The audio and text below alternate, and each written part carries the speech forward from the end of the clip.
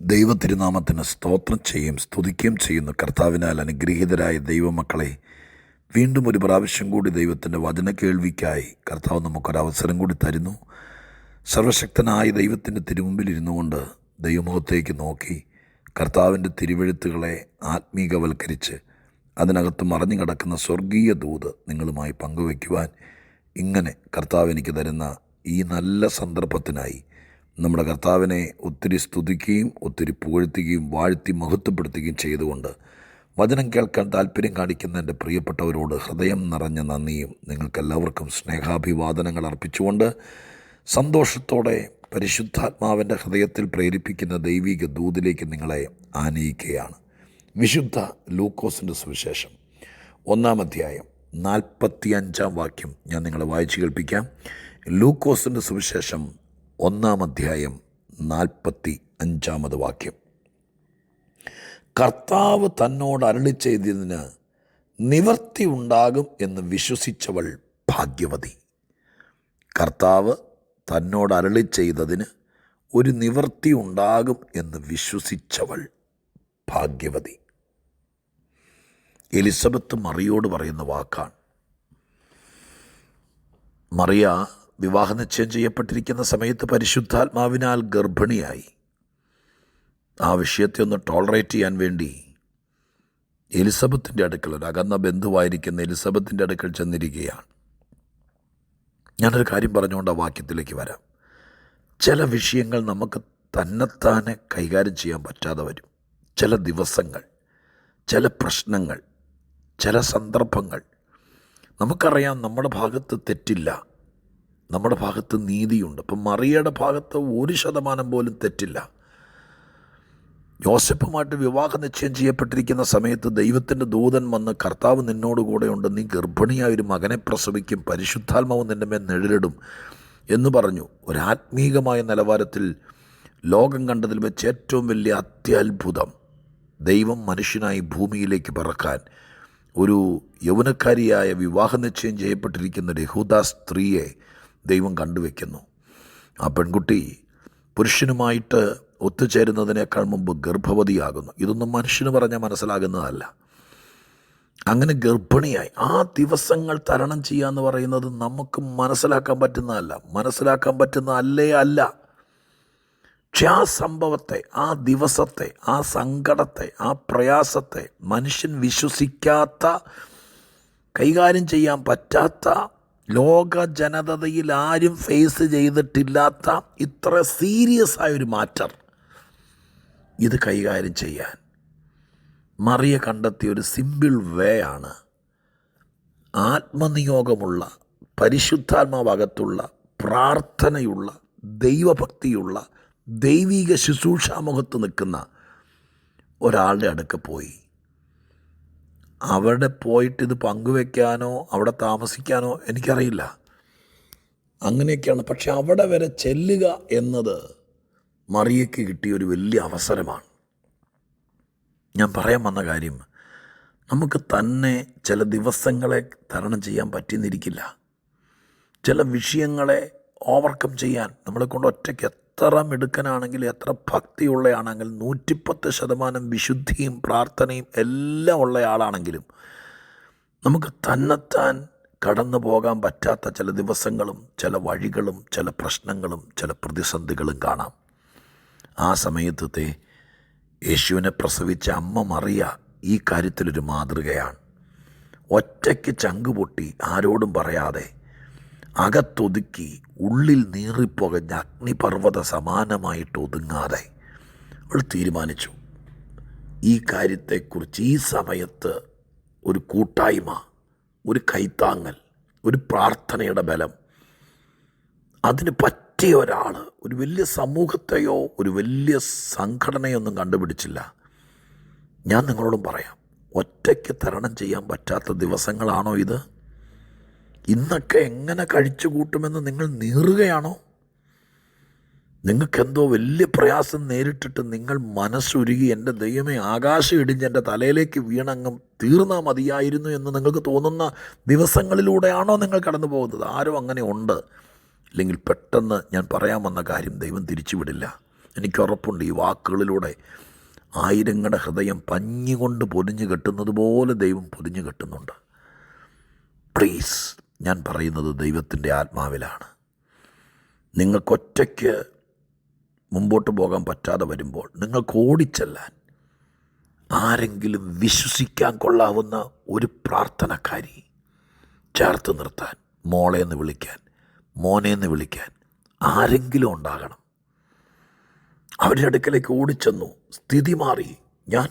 ഞാൻ പിന്നെയും പറയുന്നു, മറിയ റീചാർജ് ആയത്, ബലപ്പെട്ടത്. സംഭവമൊക്കെ ശരിയാ. ദൂതൻ വന്നു, ആരുടെ അടുക്ക് വരാത്തത്? ദൂത്, കർത്താവ് ഉള്ളിൽ, കർത്താവ്, ഇതൊക്കെ ശരിയാണ്.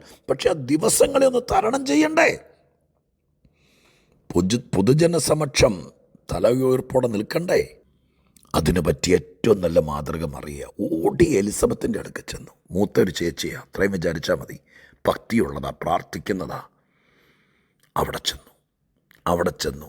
ഞാൻ നിങ്ങളോട് ഇങ്ങനെ പറഞ്ഞിട്ട് പ്രധാന കാര്യത്തേക്ക് പറയാം. ഒറ്റയ്ക്ക് നിങ്ങൾക്ക് നീങ്ങാൻ പറ്റാത്ത വേദനകൾ വരുമ്പോൾ ആരുടെയെങ്കിലും അടുക്കലേക്കല്ല, ഏതെങ്കിലും മണ്ടത്തരം പറയുന്നവരുടെ അടുക്കലേക്കല്ല. നിങ്ങൾ വളരെ സൂക്ഷ്മതയോടെ ഈ കാര്യം കൈകാര്യം ചെയ്യണം. കൃത്യമായ ദൈവത്തിൻ്റെ കയ്യിലിരിക്കുന്ന ആരുടെയെങ്കിലും കൂടെ ഒരു ദിവസം അങ്ങ് സ്പെൻഡ് ചെയ്യേ. മറിയ 3 മാസമാണ്, അത്രയൊന്നും വേണ്ട. 1 ദിവസം, 2 ദിവസം, അതിനാരെങ്കിലും നിങ്ങൾക്ക് എങ്ങോടെങ്കിലും പോകാം. നിങ്ങളൊന്ന് ഓർത്ത് നോക്കി, ഈ ലോകത്തിൽ ജീവിക്കുമ്പോൾ നിങ്ങൾക്ക് എവിടെയെങ്കിലും പോകാനൊരു സ്ഥലമുണ്ടോ? ഇല്ലെന്നായിരിക്കും പലരും പറയുന്നത്. എങ്ങോട്ട് പോകാനാ? ഈ വീട്, ഈ ചുവര്, ഇതിനകം ആരെങ്കിലും ഉണ്ടാകണം ദൈവമക്കളെ. എന്തോ ജീവിതമാണ് ഇത്. ഇച്ചിരൂടെ സിസ്റ്റമാറ്റിക്കായി, ഇച്ചിരൂടെ ഓപ്പണായി, ഇച്ചിരൂടെ അന്തർമുഖികളാകാതെ പുറത്തേക്ക് വാ. ആരെങ്കിലുമൊക്കെ നിങ്ങൾക്കുണ്ടാകട്ടെ. ഒരു ദിവസം പോയി ഒരു സമാധാനത്തിന് പാർക്കാൻ. അവരെ ശല്യപ്പെടുത്തരുത്, ബുദ്ധിമുട്ടിക്കരുത്. പക്ഷെ അവർ ഉൾക്കൊള്ളണം. അങ്ങനെ ഒരു ബന്ധം ഉണ്ടാകട്ടെ. വേണം, നമുക്കെല്ലാവർക്കും വേണം. ഈ ഭൂമിയിൽ വെച്ച് ഒറ്റയ്ക്ക് തരണം ചെയ്യാൻ പറ്റാത്ത വിഷയങ്ങൾ എല്ലാവർക്കും വരും. അപ്പോൾ ആരുടെയെങ്കിലും ഇടയ്ക്കിടയ്ക്ക് ഓടിച്ചെല്ലാൻ വേണം. ഒരു ദിവസം ഒന്ന് സ്പെൻഡ് ചെയ്യാൻ, വൈകുന്നേരം വരെ പോയിരിക്കാൻ. മറിയയ്ക്ക് അങ്ങനൊരു കുടുംബം, ഒരു ഭാഗ്യമുണ്ടായി. അവിടെ ചെല്ലുമ്പോൾ പറഞ്ഞതാണ്, ഇന്നത്തെ പ്രധാന ഭാഗം പറയാൻ വന്നു കേട്ടോ. അവിടെ ചെന്നപ്പോൾ എലിസബത്ത് പറയാണ് മറിയോട്. എന്താ പറയുന്നത്? അവിടെ ഒത്തിരി ഭാഗ്യവർണ്ണനകൾ ഈ ഭാഗത്തുണ്ട്. അതിൽ ഇവിടെ പറഞ്ഞിരിക്കുന്ന വാക്കിതാണ്, കർത്താവ് തന്നോട് അരുളി ചെയ്തതിന് നിവൃത്തി ഉണ്ടാകുമെന്ന് വിശ്വസിച്ചവൾ ഭാഗ്യവതി. അപ്പോൾ ഇവിടെ ഈ മറിയയുടെ സംഭവത്തിൻ്റെ കൺക്ലൂഷനാണിത്. ദൂതൻ അടുത്ത് വന്നതൊരു ഭാഗ്യമാണ്. കല്യാണം നടക്കാനൊരു കല്യാണ നിശ്ചയം നടന്നത് തന്നെ ഒരു ഭാഗ്യമാണ് ദൈവമക്കളെ. കല്യാണ നിശ്ചയം നടന്നു. ആ സമയത്ത് ദൈവദൂതൻ അടുത്ത് വന്നു. കർത്താവ് അവളോട് കൂടെ ഉണ്ടെന്ന് പറഞ്ഞു. ദൈവത്തിൻ്റെ ആത്മാവ് അവളുടെ മേൽ നിഴലിട്ടു. ദൈവം അവളെ തിരഞ്ഞെടുത്തിരിക്കുക എന്നറിഞ്ഞു. യേശുക്രിസ്തു ഉള്ളിൽ വന്നു. ഇതെല്ലാം ഭാഗ്യമല്ലേ? ഭാഗ്യമാണ്, ഭാഗ്യമാണ്, ഭാഗ്യമാണ്. പക്ഷേ എലിസബത്ത് പറഞ്ഞത് കേട്ടോ, ദൂതനെ കണ്ട നീ ഭാഗ്യവതി, ദൂതൻ വർത്താനം പറഞ്ഞ നീ ഭാഗ്യവതി, ആത്മാവ് നിഴലിട്ട നീ ഭാഗ്യവതി എന്നൊന്നും അല്ലല്ലോ പറഞ്ഞത്. യേശുക്രിസ്തുവിനെ ഉള്ളിൽ കിട്ടിയ ഭാഗ്യം ഭാഗ്യം തന്നെയാണ്. അങ്ങനെയല്ലല്ലോ പറഞ്ഞത് കേട്ടോ, കർത്താവ് പറഞ്ഞതിന് നിവർത്തി ഉണ്ടാകുമെന്ന് വിശ്വസിച്ച നീ ഭാഗ്യവതി. എൻ്റെ ദൈവമക്കളെ, ദൂത് കേൾക്കുന്നതിനേക്കാൾ, ദൂതൻ അടുത്തു വരുന്നതിനേക്കാൾ പച്ചലയും കത്രികയും പോലെ സംഭവിക്കാനിരിക്കുന്നത് കാര്യം ഡേറ്റിട്ട് ദൈവം നിന്നെ അറിയുന്നു എന്ന് തെളിയിച്ചുകൊണ്ട് ദൂത് പറയുന്നതിനേക്കാൾ, ആ ദൂത് കാതിൽ കേൾക്കുന്നതിനേക്കാൾ, ഇതിനേക്കാൾ എല്ലാത്തിനേക്കാൾ ഭാഗ്യം എന്താണെന്നറിയാമോ? ദൈവം തമ്പുരാൻ പറയുന്നത് വിശ്വസിക്കാൻ. നമ്മളെ കൊണ്ട് പറ്റുന്നിടത്തോളം ഭാഗ്യം ഈ ലോകത്തിലൊന്നുമില്ല. ലോക മനുഷ്യൻ്റെ അധപ്പതനം എന്താ? ഈ ലോകത്തിൻ്റെ ശാപം എന്താ? ഈ ലോകം ശിക്ഷാവിധിക്ക് കാരണമാകാനുള്ള കാരണം എന്താ? ഇരുത്തി ചിന്തിക്കുക. ഒറ്റ കാരണമുള്ളൂ, ദൈവം പറയുന്നത് വിശ്വസിക്കാൻ പറ്റുന്നില്ല. ദൈവം ഉണ്ടെന്ന് വിശ്വസിക്കുന്നവരുണ്ട്. പക്ഷെ ദൈവം എന്നോട് പറഞ്ഞതുപോലെ എന്നിൽ നിവൃത്തിയാകും എന്ന് വിശ്വസിക്കുന്നതാണ് ഒരു മനുഷ്യൻ്റെ ജീവിതത്തിലെ ഏറ്റവും വലിയ ഭാഗ്യം. അങ്ങനെ വിശ്വസിക്കാൻ ഒരു കൃപ ലഭിച്ചാൽ നമ്മൾ രക്ഷപ്പെടും കേട്ടോ. നിങ്ങൾ കാലത്ത് ഉച്ചയ്ക്കും വൈകുന്നേരം എല്ലാം അങ്ങ് ദൂത് കേൾക്കാൻ വേണ്ടി വെപ്രാളം കാണിക്കുക. എന്നാ ഗുണം ചേച്ചി? ഒരു കാര്യമെങ്കിലും വിശ്വസിക്കണ്ടേ? മോളെ, നീ വീട്ടിൽ പോയി അടങ്ങിയിരിക്കുക. നിൻ്റെ കാര്യം ഞാൻ നോക്കിക്കൊള്ളാമെന്ന് ദൈവം പറഞ്ഞാൽ പിന്നെ കോഴി കൊക്കും പോലെ കൊക്കരക്കോ എന്ന് പറഞ്ഞിട്ട് ഓടണോ?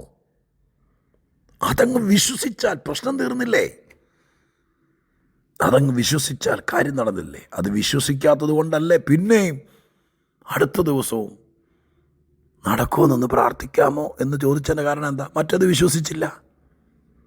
ഏറ്റവും വലിയ ഭാഗ്യം ഞാൻ പറയുക, എൻ്റെ കർത്താവ് എന്നോടൊരു കാര്യം പറഞ്ഞാൽ അത് നടക്കാതിരിക്കാൻ 10,000 പോർവിളികളും വെല്ലുവിളികളും നേരിട്ടാലും എൻ്റെ കർത്താവ് പറഞ്ഞത് എന്നിൽ നിവർത്തിക്കുമെന്ന് വിശ്വസിക്കാൻ ലഭിക്കുന്ന ഭാഗ്യം പോലെ വേറൊരു ഭാഗ്യം ജന്മത്തില്ല, ലോകത്തിനില്ല.